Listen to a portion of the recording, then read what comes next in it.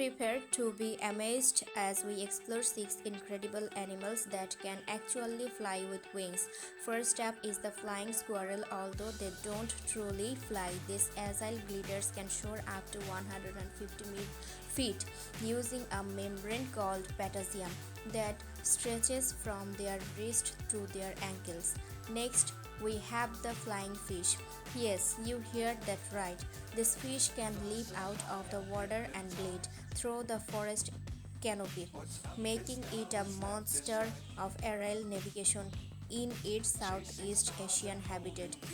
Then there's the colugo, also known as the flying lemur. With its large gliding membrane, the colugo can soar between trees with case covering distances of up to 150 meters in a single jump. Next, we can't forget about bats, as the only mammals capable of true flight. Bats use their flexible wings, formed from skin stretched between elongated fingers, to navigate through the night sky. Finally, we meet the winged insect like the dragonfly. These fascinating creatures can fly in all directions, hover mid-air, and even fly backward, showcasing some of the most advanced flying abilities in the animal kingdom.